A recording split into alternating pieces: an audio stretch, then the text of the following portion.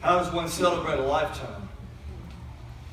It's my privilege, humble privilege, to recognize someone today that is the epitome of loyal service and long enduring commitment to his roots, his heritage, his home. Connie Maxwell Children's Home was born in 1892 after a 7-year-old little girl died of scarlet fever in the arms of her father, Dr. J.C. Maxwell. Her name was Connie. He gave 400 acres of his own land in Greenwood, South Carolina to begin an orphanage, to give a home to lost and broken and abandoned children. Dr. Maxwell made his generous gift so that his daughter would never be forgotten. And Connie has not been forgotten.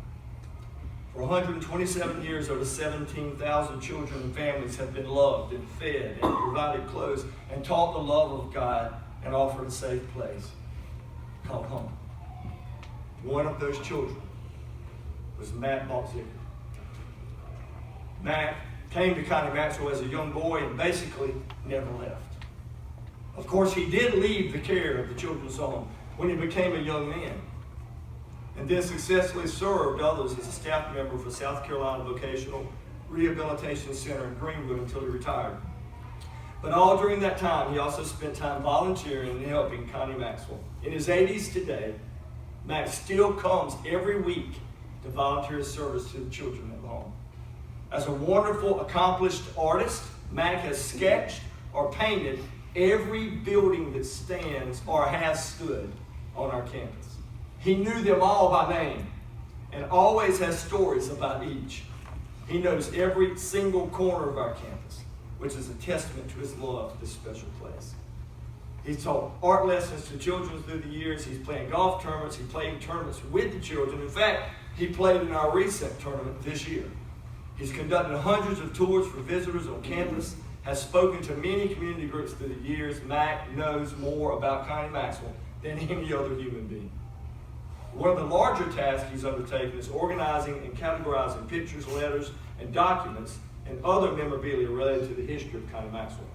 In fact, I often come in my office, sitting on my desk will be a priceless treasure of an old magazine or article or picture perfectly connected to something that brings meaning to a current project or event. He is an invaluable resource of transferring meaning into our future direction related to our past.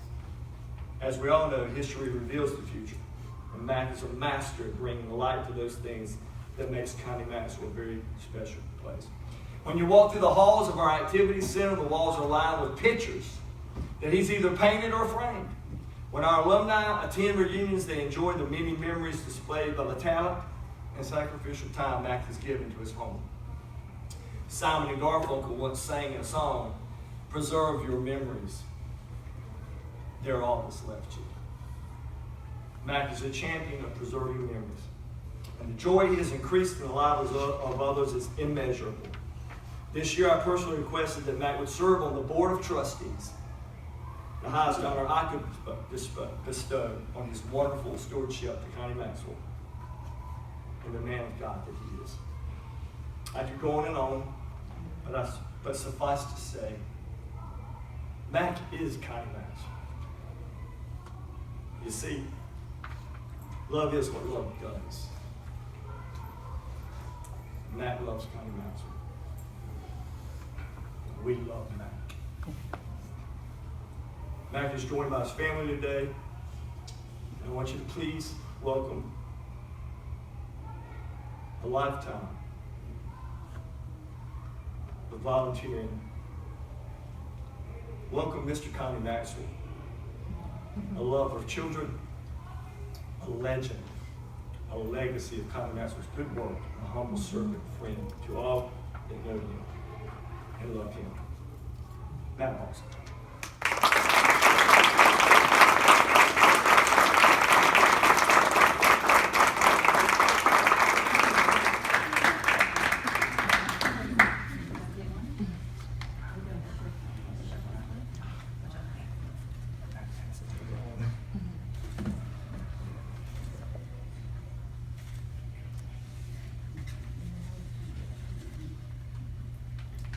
What can I say now?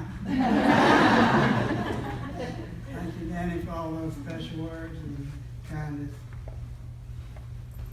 As a young boy, I came to Connie Maxwell at the age of 6 with my two sisters. And at that time, Connie Maxwell had over 350 children on campus. We had 23 boys in my cottage, and I was one of the younger ones. And I learned real quick how to take care of myself by learning how to run fast. I love Connie Maxwell, and I can say that I'm probably the only person that can live their life over again every Thursday morning. I go and I look at photographs and put them in books, newspaper articles, history documents, and all of that to remember what it was on the campus and how it is today. I want to thank everybody for this award that had a part in making it possible. I'd like to introduce my wife, Frances, my daughter, Star, and my son, George, who are with me today. Thank you for your love and your support.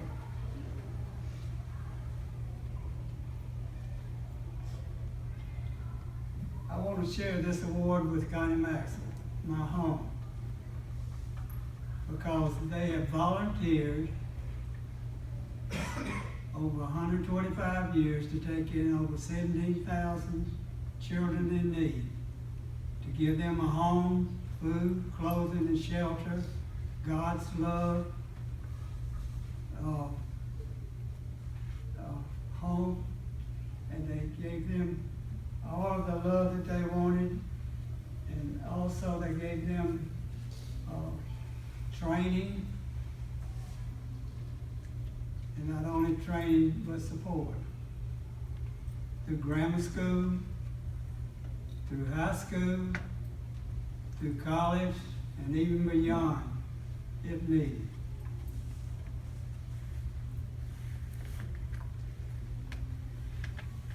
When I came to Connie Maxwell as a 6-year-old, and then I became a teenager, my pastor, he had something he would always say to me and ask me a question.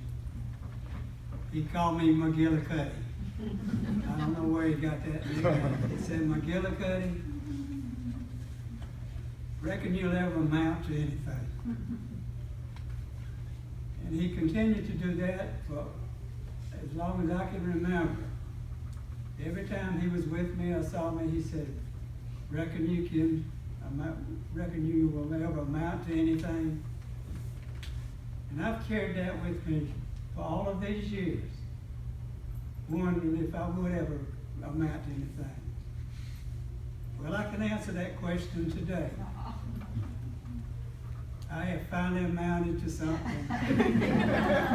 I'm a volunteer.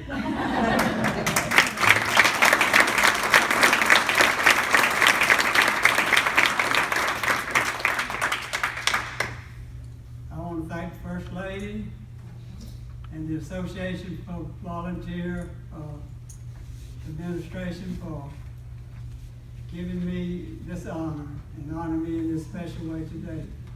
I want to thank all of you for coming and sharing this day with me. Thank you.